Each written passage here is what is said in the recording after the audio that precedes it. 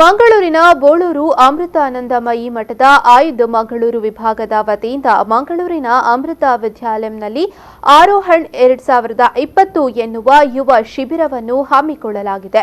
ಜನವರಿ 5ರವರೆಗೆ ನಡೆಯಲಿರುವ ಶಿಬಿರದ ಉದ್ಘಾಟನಾ ಸಮಾರಂಭವು ಸಂಭ್ರಮದಿಂದ ನೆರವೇರಿತು.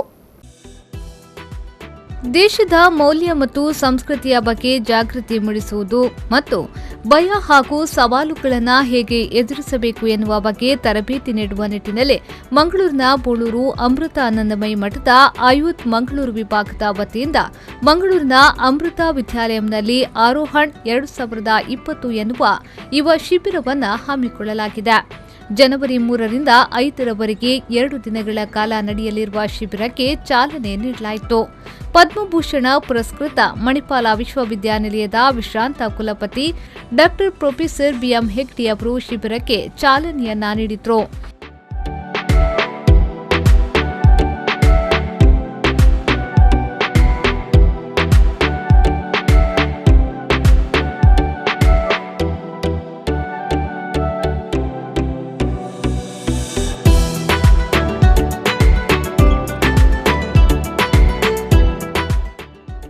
ಈ ವೇಳೆ ಮಾತನಾಡಿದ ಅವರು, ಮತ್ತೊಬ್ಬರಿಗೆ ಸಹಾಯ ಮಾಡುವ ಮನೋಭಾವ ಬೆಳೆಸಿಕೊಳ್ಳಬೇಕು.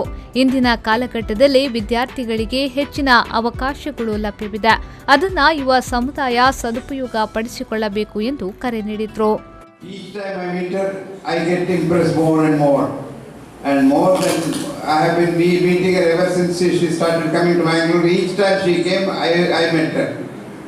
And this is the only time, this time I couldn't meet her because I was away somewhere else when it happened, because Sanath called me and they phoned me up, but I couldn't come because I was away in, I think, Chennai or some other place. So I missed Amma's visit this time.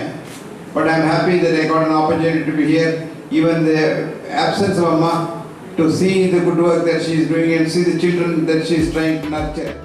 ಕಾರ್ಯಕ್ರಮದ ಅಧ್ಯಕ್ಷತೆ ವಹಿಸಿದ್ದ ಮಂಗಳೂರು ಅಮೃತಾನಂದಮಯಿ ಮಠದ ಮುಖ್ಯಸ್ಥರಾದ ಮಂಗಳಾಮೃತ ಚೈತನ್ಯ ಅವರು ಶಿಬಿರದಲ್ಲಿ ಹಲವು ಪ್ರಯೋಜನಗಳಿವೆ. ಶಿಬಿರದಲ್ಲಿ ಶ್ರದ್ಧೆಯಿಂದ ಭಾಗವಹಿಸಿ ಎಲ್ಲರೂ ಪ್ರಯೋಜನ ಪಡೆದುಕೊಳ್ಳಬೇಕು ಎಂದು ಹೇಳಿದರು. The tree of life is a symbol of a fresh start on life, positive energy, good health and a bright future. The tree of life is a symbol of immortality. A tree grows old, yet it bears seeds that contain its very essence. And in this way, the tree becomes immortal.